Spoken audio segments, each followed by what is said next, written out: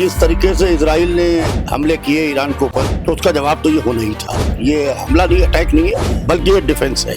जो अपने को इस्लामी देश कहते हैं, वो इस्लामी देश नहीं है, बल्कि ये सब आतंकवादी देश है। ये सब अमेरिका के और इजराइल के साथ हैं। लिहाजा ईरान अकेले इनसे भी मुकाबला कर रहा है। दोनों में जमीन आसमान का फर्क है। ये यजीदी इस्लाम है जो सऊदी अरब पेश कर रहा है, और ये हुसैनी इस्लाम है जिसको ईरान पेश कर रहा है। इजराइल और ईरान के बीच में जंग जारी है। पहले इजराइल ने हमला किया, जिसका जवाब देते हुए ईरान ने तेल अवीव को अपना निशाना बनाया। तकरीबन 200 जेट थे, मिसाइलें थी जो वहां पर पहुंची और उन्होंने एक बड़ी तबाही मचाई। हमारे साथ मौलाना यासूब अब्बास हैं बात करने के लिए। सर, दोनों देशों के बीच में युद्ध जारी है और तेल अवीव में बड़ा हमला ईरान ने किया है। आप इस विषय को कैसे देखते हो, क्या कहना चाहिए? देखिए, जिस तरीके से इजराइल ने हमले किए ईरान के ऊपर, तो उसका जवाब तो ये होना ही था। और ईरान ने जिस तरीके से तेल अवीव पर हमला किया है, और ये एक बड़ा हमला है, और ये हमला नहीं, अटैक नहीं है, बल्कि ये डिफेंस है।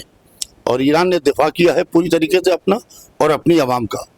इसमें बेगुनाह बेकसूर लोग पूरी तरीके से मारे गए हैं, और बहुत ही अफसोसनाक है इंसानियत का मारा जाना।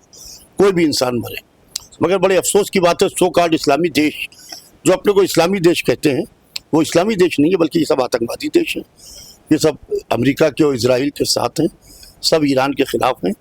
लिहाजा ईरान अकेले इनसे भी मुकाबला कर रहा है, और इजराइल और अमेरिका से भी मुकाबला कर रहा है। सर, इजराइल को लेकर आपने कहा कि जो है वो हमला उसने किया, मासूमों को टारगेट बनाया।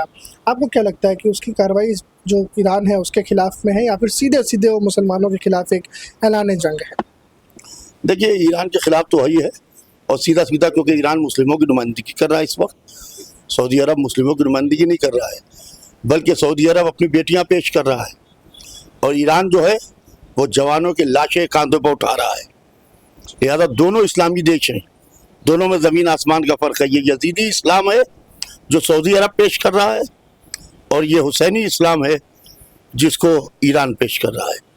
लिहाजा मैं हिंदुस्तान सरकार से भी ये अपील करूँगा कि पूरी तरीके से ईरान का साथ दें। सर, सूचना है कि तमाम लोग जो यहाँ से धार्मिक यात्रा पे गए थे वो भी वहाँ पर फंसे हुए हैं। क्या आपकी बात हो पाई उस पर कुछ?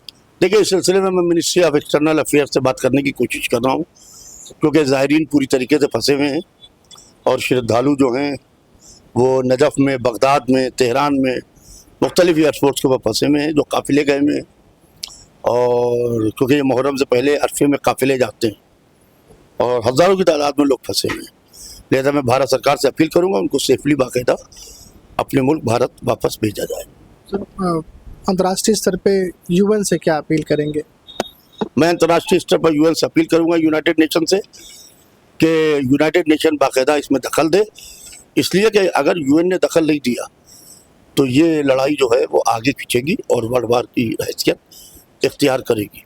मगर यूएन की चुप्पी जो है वो भी बहुत अफसोसनाक विषय है। धन्यवाद सर बात करने के लिए। कैमरा सहयोगी आयुष के साथ अनुराग तिवारी, द लीडर हिंदी, लखनऊ।